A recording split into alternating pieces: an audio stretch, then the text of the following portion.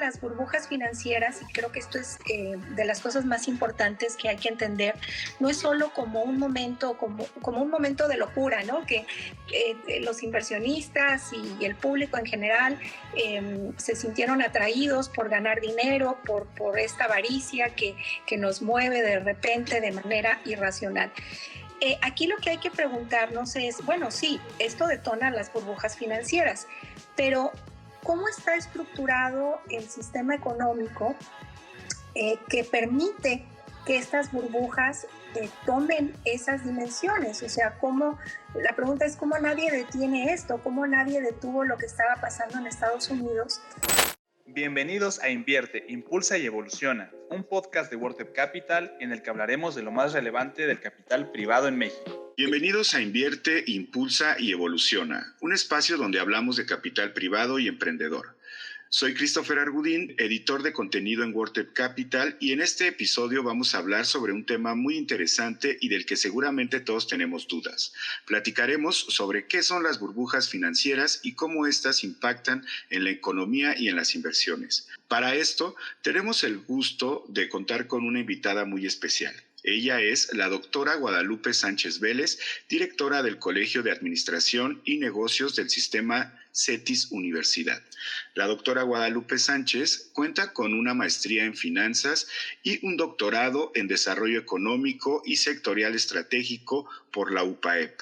Sus áreas de investigación están enfocadas en la relación entre financiamiento empresarial y desarrollo, así como en las políticas públicas de apoyo a emprendedores y pequeñas empresas. Es profesora de licenciatura de tiempo completo y posgrado en el Colegio de Negocios del CETIS Universidad, donde imparte temas relacionados con el área financiera. Gracias, Christopher. Pues muy bien, muchas gracias por la invitación y muy contenta de hablar de estos temas financieros. Pues ya adentrándonos un poco al propósito de esta charla, quisiera preguntarte, doctora, últimamente ha estado muy en boga el concepto de la burbuja financiera, ¿no? Cada vez es algo que se suena con mayor frecuencia, y yo quisiera preguntarte, para empezar, digamos que en orden, por el principio, ¿qué es una burbuja financiera y cómo esto afecta en las inversiones? Claro que sí. Bueno, una burbuja financiera la podemos definir como un momento extraordinario en donde el precio de un activo, que puede ser físico o financiero, pues alcanza niveles extraordinarios. Es como un momento de euforia en el que hay una demanda excesiva por alguno de estos activos, repito, que pueden ser físicos o financieros, y que llega un momento en que están completamente desvinculados de los fundamentos del valor real de este activo, y a esto se le conoce como una burbuja. También esto, digamos, hace una evocación o una referencia a estas burbujas de jabón que yo creo que todos conocemos y que de pronto seguimos encontrando por ahí en las ferias, en tiendas de juguetes infantiles. Y bueno, una burbuja de jabón, pues soplamos y soplamos y se va haciendo cada vez más grande y cada vez más frágil hasta que revienta. Y esa alusión, digamos, es de donde viene el tomar esta palabra de la burbuja para este caso de los mercados financieros, porque esto es lo que sucede. Cuando un precio de un activo no tiene ya ninguna relación con su valor real y crece y todos quieren participar y todos están en esta euforia y en esta emoción, pues obviamente esta burbuja tarde o temprano se va a romper. Y eso es lo que pasa pues con todas las burbujas financieras. Tienen diferentes etapas hasta que llega este punto en donde los precios son insostenibles y generalmente hay un acontecimiento que detona que las condiciones lleguen a su punto máximo y entonces la burbuja revienta, y es cuando pues después de esta euforia y después de estas ganancias de muchos y la verdad es que de pérdidas de la mayoría, pues entramos en un ciclo muy complicado, que dependiendo del tamaño de la burbuja, pues no solo afecta al mercado de ese activo en el que surgió, sino que puede tener implicaciones en otras esferas de la economía. Y bueno, ya nos mencionaste, doctora, de ciertas características que podemos alcanzar a percibir. ¿Esto tiene alguna duración, tiene algunas etapas? ¿Podríamos saber identificar esta situación? Sí, hay etapas. La duración de las burbujas financieras es distinta. Tenemos, por ejemplo, de las burbujas financieras más recientes, y yo creo que todos supimos algo en mayor o menor medida. Comenzando el siglo XXI, pues se presenta la famosa burbuja de las empresas.com. Y esta burbuja se da como resultado de un precio muy elevado de estas empresas en el sector de las TICs, de las tecnologías de información y de comunicación, que, bueno, pues se vio una etapa de locura, ¿no? Literalmente, en donde parecía que el modelo de negocio para el siglo XXI iban a ser únicamente estas empresas. Entonces, pues hay un surgimiento de muchas empresas que no estaban del todo articuladas o bien estructuradas, y hay una gran especulación por invertir en estas empresas porque el precio de las acciones sube y sube y sube. Y bueno, pues hasta que esa burbuja se rompe porque precisamente no hay este fundamento. Y en este caso, por ejemplo, la duración de esta burbuja, o el efecto más bien bueno, el inicio y los efectos fueron más reducidos porque hay una intervención del gobierno de Estados Unidos. Esto sobre todo pasa en la economía de Estados Unidos, en Nasdaq, que es la bolsa tecnológica de este país. Entonces, el gobierno de Estados Unidos, una de las medidas muy importantes para revertir esta ruptura de la burbuja fue disminuir las tasas de interés. Y en pocos años, pues hablamos quizá del 2003, del 2004, empezamos a ver un auge en el sector inmobiliario. O sea, esta baja de las tasas de interés generó las condiciones para pues una ampliación en el crédito y en buscar nuevos mercados para lo que es sobre todo la vivienda, lo que fue la vivienda en Estados Unidos. Entonces, digamos que el ciclo de la burbuja fue menor. En cambio, en el caso de la crisis del sector inmobiliario en Estados Unidos, que sin duda ha sido la burbuja financiera pues de mayor alcance a nivel global, en este caso esta burbuja, pues los efectos duraron 10 años. Realmente fue una situación muy crítica. Ahora, hablando de las etapas, digamos que de cualquier burbuja, o sea, la duración puede variar, pero las etapas se va a iniciar siempre con el surgimiento de un mercado que generalmente es nuevo, o la modalidad, el modelo de negocios es diferente. Y entonces empieza a haber una atracción por este sector y empezamos a ver que los diferentes instituciones de inversión, intermediarios financieros, si se trata de un activo financiero, empiezan a promover las inversiones en este activo. Y luego, pues, cuando podemos identificar una burbuja es cuando los precios empiezan a adquirir una velocidad y un crecimiento muy por encima de lo que es el promedio de otro tipo de inversiones. Entonces, eso nos dice, bueno, algo está pasando en este mercado, hay una demanda muy significativa y vemos que fuertes inversiones se están destinando a este activo, como podemos poner el ejemplo de las criptomonedas, ¿no? Que creo que es un ejemplo muy actual. Y bueno, llega un punto en que estos precios pues ya empiezan a desvincularse de los fundamentales, de un análisis fundamental, de un análisis cuantitativo, estadístico, gráfico, de lo que está pasando con este activo.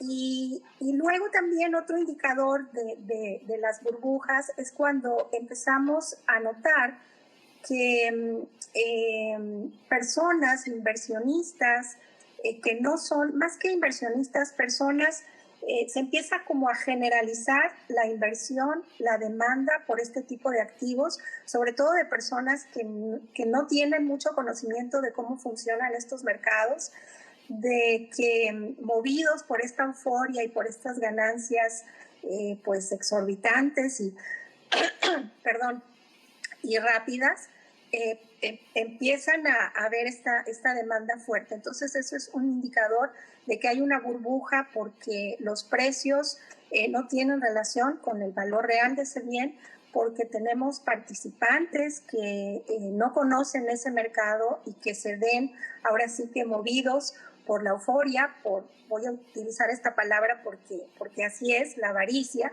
de pronto mueve estas emociones, mueven a buscar estas ganancias rápidas y entonces pues hay realmente ya un mercado en total plenitud y ganancias extraordinarias que tarde o temprano pues se va a romper, ¿no? Que tarde o temprano se va a romper esta burbuja. Y otro elemento también presente en las burbujas financieras tiene mucho que ver con la innovación en este sector de las finanzas. Sobre todo a partir de la década de los 70 del siglo pasado, las finanzas han vivido una etapa muy intensa en cuanto a la implementación de avances tecnológicos, que se han incorporado a nuevos instrumentos, a nuevas herramientas, a nuevas formas de invertir y de poder colocar estas inversiones a nivel global. Entonces, estas innovaciones también pues resultan muy atractivas, resultan muy interesantes en principio, pues para inversionistas conocedores, pero cuando encontramos ya un público más generalizado y sin conocimiento de lo que están invirtiendo y con estos precios, pues es momento de preocuparse. Y la verdad también es que pues los inversionistas expertos y especializados suelen salir a tiempo, suelen tomar sus ganancias, salir a tiempo y bueno, los que se ven afectados pues son este otro grupo de personas que no tiene tanto conocimiento, que entró como ya en el pico de la inversión y entonces que es poco lo que gana y generalmente es mucho lo que pierde. Muy interesante, doctora.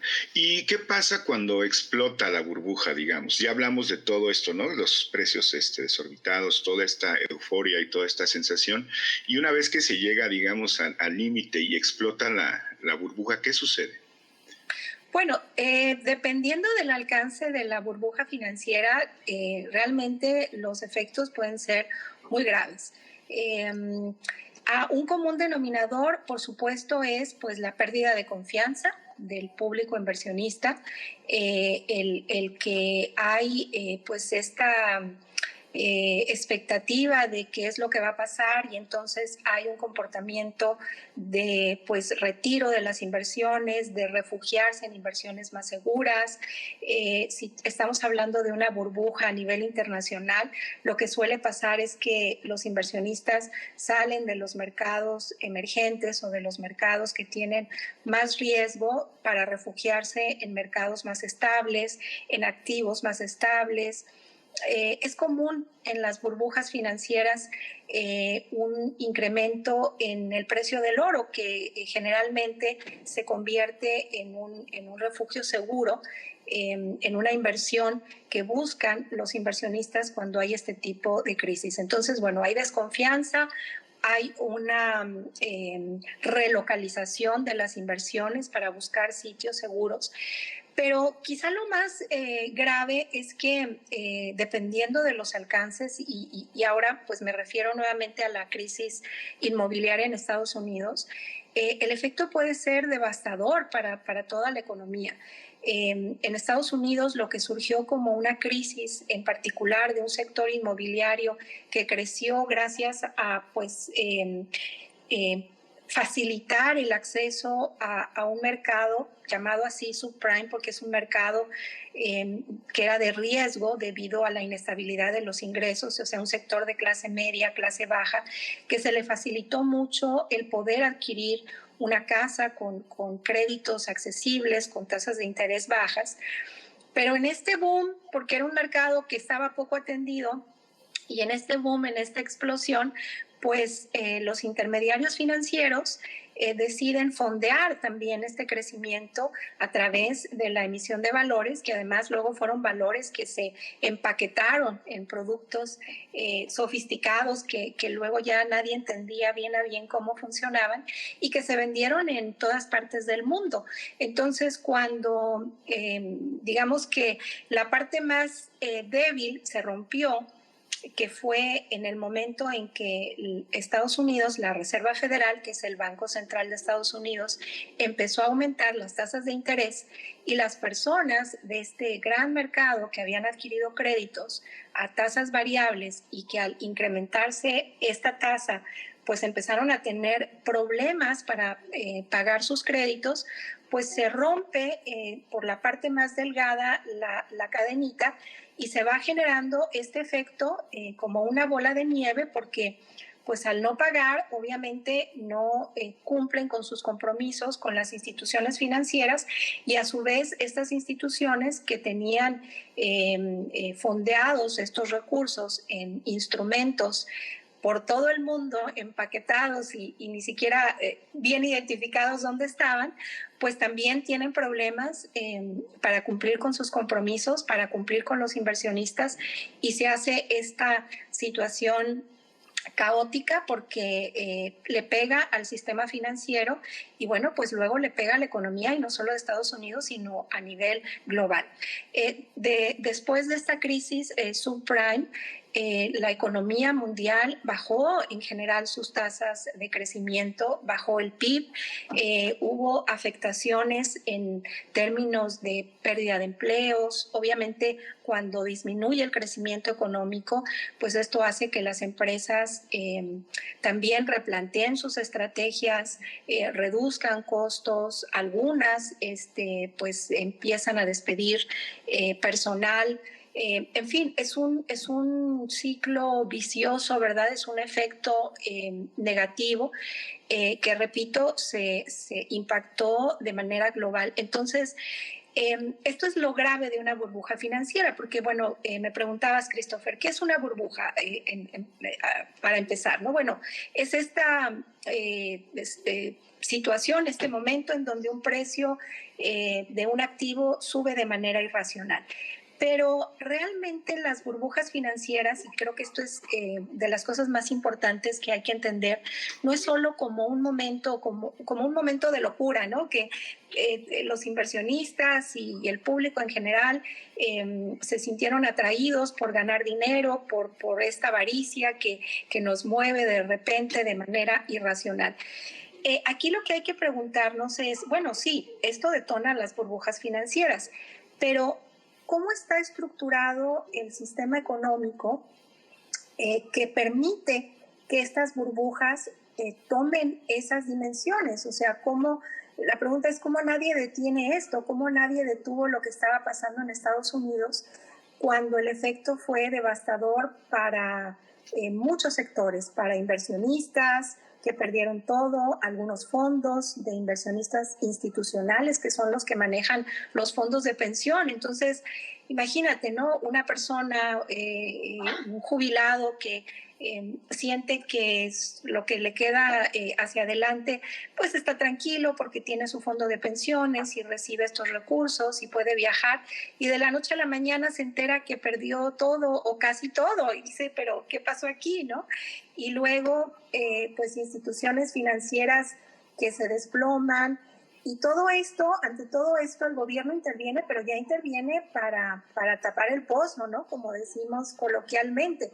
Estados Unidos, con el gobierno de Obama, tuvo que hacer una intervención y rescatar a las instituciones financieras. Fue un paquete de más de $700 mil millones que tuvo que desembolsar el gobierno de Estados Unidos para rescatar estas instituciones financieras. Y esto tiene efecto en la deuda de Estados Unidos y esto tiene efecto en las finanzas públicas y en la estabilidad macroeconómica. Entonces, eso es lo que pasa, que se responde ya que sucedieron los hechos, pero aquí el gran problema es que tenemos un sistema de mercado capitalista global que ha permitido pues que estas burbujas sucedan, que no hay como los controles suficientes y que cuando tienen estos alcances pues dañen y nos dañen a todos, porque incluso a los inversionistas que momentáneamente tomaron ganancias, bueno, como todos nos quedamos en un mundo inestable, con bajas tasas de crecimiento, con bajas expectativas, con un resultado de incertidumbre, de bajo crecimiento y de inestabilidad. Y bueno, también se habla que también en las crisis hay oportunidades, ¿no? El caso de las burbujas financieras, ¿tienen alguna importancia en los mercados financieros? También, digamos, ya dándole la vuelta a esta situación, también se genera oportunidad a través de una, o después, o en medio de una burbuja financiera. Bueno, sí hay oportunidades en los mercados financieros en general, sobre todo en los mercados bursátiles. Cuando hay un desplome de los precios en las acciones, por ejemplo, pues es una oportunidad para los inversionistas experimentados, para los inversionistas que conocen el comportamiento de los mercados financieros y que ven a largo plazo, porque los mercados bursátiles, pues tarde o temprano se recuperan. Y cuando esto sucede, pues de hecho, así como luego los activos alcanzan un precio irracional hacia la alza, cuando se desploman también los precios pueden alcanzar un valor irracional, pero en sentido contrario. Es decir, a lo mejor las empresas que están cotizando no tienen fundamentales y tienen expectativas positivas, pero bueno, se ven afectadas por toda esta tendencia generalizada y puede ser que los precios de sus acciones se desplomen y por supuesto que son momentos, en los mercados bursátiles pues sabemos que hay una máxima que es comprar barato y vender caro. La gran pregunta es cuándo hacerlo y cuándo tener el temple para hacerlo y la experiencia para hacerlo. Entonces, definitivamente sí hay estas oportunidades y los inversionistas conocedores y especializados lo hacen. El problema es que pues muchos pequeños inversionistas también deberían de aprender de estas lecciones y también deberían de aprovechar, ¿no? O sea, no solamente dejar esto para los grandes inversionistas, sino entender el comportamiento de los mercados. Y eso no solamente va a beneficiar a los inversionistas como tal, ¿no? Sino seguramente también esto nos permitiría tener mercados más racionales y no llegar a estos extremos de especulación. Entonces, aquí es donde aparece un aspecto que es bien importante y que tiene que ver con la educación financiera.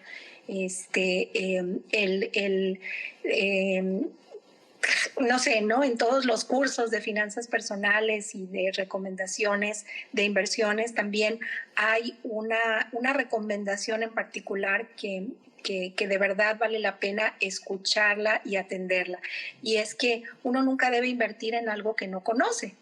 Entonces, si hacemos caso de esta y de muchas otras recomendaciones y si tenemos pues este interés de invertir y de mejorar siempre el tema de las finanzas, creo que la parte crucial es entender lo que estamos haciendo, es entender de finanzas, educarnos y no dejarnos llevar por la corriente, por la moda, por lo que está pasando, por pues estas ganancias extraordinarias, sino entender, o sea, es como ahora sí que como profesora de finanzas doy diferentes cursos, pero Y de pronto, sobre todo cuando doy clases en el posgrado, en el MBA, es común tener alumnos de diferentes áreas. A veces tengo ingenieros, en fin.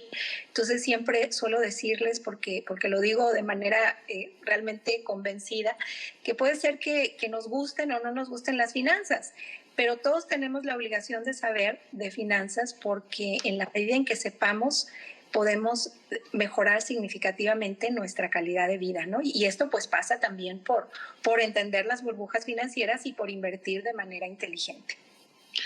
Claro que sí, doctora. Y hablando de esto, un poco para entenderlo en un contexto de nuestro país, de México, ¿qué papel juega el capital privado en un estado de burbuja financiera? ¿Y cómo está ahorita en la actualidad el tema en México? Porque también se ha hablado de una economía que está sorprendiendo a muchos, que hay cierta estabilidad, y hay quien opina lo contrario. Ahí, ¿qué nos diría, doctora? Bueno, el capital privado, ¿te refieres a los inversionistas, al capital en particular o al capital privado en general? Sí, las inversiones, los nuevos modelos de inversiones que existen, que están surgiendo. Ok. Yo creo que los mercados financieros, te decía que desde los 70s para acá las finanzas han tenido un auge, un crecimiento mucho derivado pues, de las tecnologías, de las innovaciones en esta área. Y esto ha sido una palanca fundamental para los mercados financieros y también para el sector productivo. No puede estar disasociado una cosa de otra. Y eso es lo ideal, o sea, que los mercados financieros tengan esta amplitud, este crecimiento, esta innovación, pero que vaya esto también de la mano con el financiamiento al sector productivo, que esto contribuya a impulsar a más empresas, a justamente nuevos modelos de negocio. Entonces, por ejemplo, ¿qué ha pasado con las instituciones financieras convencionales, ¿no? Y me refiero sobre todo a los bancos. Pues ha llegado un punto en que en esta etapa de surgimiento de empresas innovadoras, sus características, sus condiciones no están alineadas con las necesidades de un emprendedor, sobre todo un emprendedor que es innovador, que es disruptivo. Y porque los bancos pues basan su financiamiento en que las empresas tengan un historial, tengan garantías, tengan resultados favorables, cuando pues en estos casos lo que tenemos son buenas ideas o proyectos que están despuntando y que justamente requieren de capital, requieren de financiamiento para poder despegar. Entonces, como resultado de ello, tenemos en el sistema financiero pues, es el surgimiento de nuevas instituciones que están respondiendo a esto. Y bueno, me refiero sobre todo a todo lo que es la industria fintech, ¿no? Que es un sector que se ha vuelto más flexible, más accesible, con respuestas mucho más rápidas, que no pide tantos requisitos, que busca pues, ¿no? Acompañar, financiar tanto el consumo como la actividad productiva, entendiendo que el mundo está cambiando rápidamente. Entonces, aquí es donde vemos como esta conexión que resulta muy positiva entre estas nuevas propuestas de financiamiento, de obtención y canalización de recursos a sectores que están despuntando. Entonces, ahí, por supuesto, la participación del capital privado es muy importante y requiere también como las condiciones. Quizá el problema es cuando, yo creo que los errores se dan en cómo contemplamos las condiciones para provocar esto, ¿no? O sea, para que impulsemos el financiamiento, para que impulsemos las inversiones, sí financieras, pero también productivas, para que impulsemos que cada vez haya un match, ¿no? Más cercano.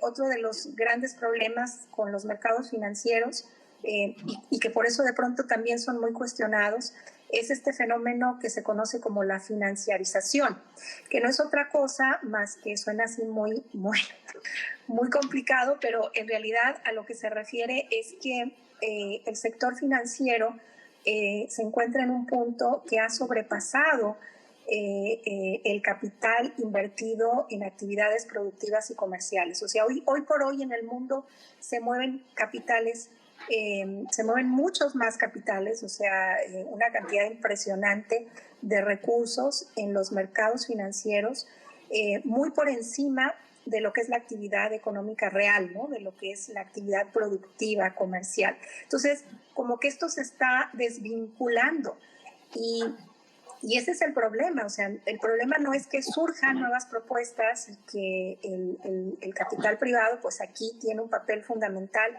como impulsor, como generador, como innovador, pero también el sector público tiene que tener un adecuado involucramiento, no para restringir, sino para que haya mercados sanos y evitar pues estas crisis o estas burbujas, y también para que no haya un desfase de esa manera, ¿no? Que tengamos los mercados financieros en un nivel completamente alejado de lo que es la actividad productiva. O sea, tenemos que ir asentándonos en una economía más real que genere empleos, que genere prosperidad, que contribuya al desarrollo económico y ahí pues todos podemos ganar, pero de una manera más racional, ¿no? Muy bien, doctora. Ya estamos en la parte final de la charla. La verdad es que se me ha ido muy rápido. Ha sido muy interesante y muy placentero escucharte. Siempre nos gusta preguntarle a nuestros invitados al final de la charla cómo ven, nos pueden hablar un poco de su perspectiva futuro al respecto del tema que estamos hablando. Es decir, ¿a qué le tenemos que poner atención en cuanto a las burbujas financieras? ¿Cómo ves este aspecto para un futuro en nuestro país? Sí, yo creo que, bueno, aprendemos luego de manera dolorosa, ¿no? Con experiencias que nos causan pues daños serios y desafortunadamente a veces estas experiencias son las que provocan cambios que son necesarios. Y bueno, lo vemos en países como Estados Unidos, donde han tenido que cambiar. Yo recuerdo por ahí cuando pasó lo de la crisis subprime, una entrevista que le hacían a Alan Greenspan, que fue pues estuvo al frente de la Reserva Federal durante mucho tiempo y bueno, un personaje polémico. Y entonces, bueno, o sea, reconociendo que este tema de la libertad en exceso y dejar que los mercados se autorregulen, pues no necesariamente funciona siempre de manera adecuada. Entonces, yo creo que sí aprendemos de estas lecciones que nos dejan estas crisis y en ello vemos las medidas que toman los gobiernos, las regulaciones que surgen para tratar de evitar que esto vuelva a suceder. Pero la innovación es constante, los seres humanos siempre estamos en búsqueda pues de nuevas posibilidades y a veces esto, lo que tenemos que entender es que las innovaciones surgen y avanzan de manera mucho más rápida que la posibilidad de entender lo que está pasando a veces y de la regulación. Y vuelvo al caso de la industria fintech. O sea, por ejemplo, México es de los pocos países que ya tiene una ley fintech para regular esta industria, pero muchos países no la tienen. Y esto sucedió después de un crecimiento importante en este sector, porque así es, o sea, esto evoluciona de manera muy rápida. Entonces vamos a continuar en esa tónica. Y eso es bueno, o sea, no hay que detener la innovación, pero sí hay que aprender, o sea, hay que aprender de lo que ha sucedido. Hay una constante en las burbujas especulativas, que esto es lo que comentábamos en un principio, y también entender que a pesar de que vivimos un mundo que cobró como otro rumbo, ¿verdad? A partir de la pandemia y ahora a partir también de esta guerra en Ucrania que nos ha puesto de cabeza a todos.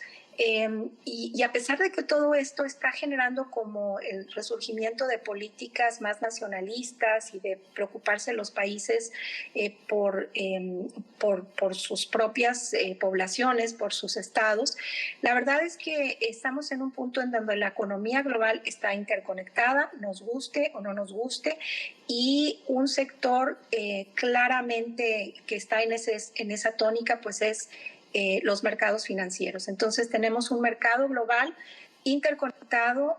Lo que sucede, también eso es otra característica de las burbujas de nuestros tiempos, cuando tiene un impacto fuerte, no solo afecta al lugar donde surgió, sino tiene un impacto a nivel internacional o global, como fue el caso de la crisis subprime.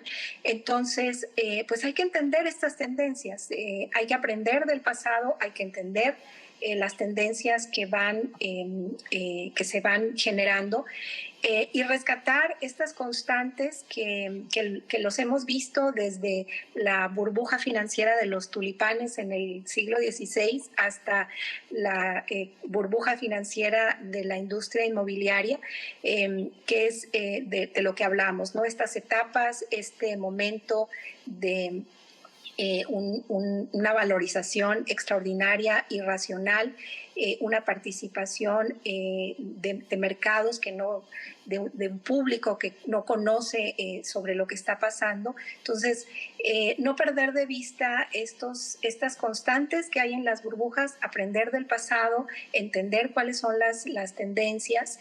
Y bueno, pues ya de manera particular, como empresarios, como emprendedores, como inversionistas, ser muy asertivos en nuestras decisiones financieras y tener presente esto, que en la medida en que entendamos cómo funcionan las finanzas y tengamos educación financiera, pues tenemos herramientas bien poderosas para tomar decisiones que puedan ser en beneficio pues, de nuestros proyectos, ¿no? De vida o nuestros proyectos como emprendedores. Pues muchísimas gracias, doctora Guadalupe. Hemos llegado al final de este episodio. Te agradecemos mucho tu participación y toda esta información que amablemente nos has compartido. Para nosotros es muy importante tu experiencia y ha sido verdaderamente un honor y un gusto platicar contigo en este podcast. Muchas gracias a todos por escucharnos. No se pierdan un nuevo episodio cada miércoles y hasta la próxima. Esto fue Invierte, Impulsa y Evoluciona, un podcast de WordTep Capital, la firma de capital que permite a los inversionistas impulsar emprendedores. Síguenos en todas las redes sociales como wordtep.capital y no olvides suscribirte a nuestro newsletter para recibir información para invertir y evolucionar la economía de México.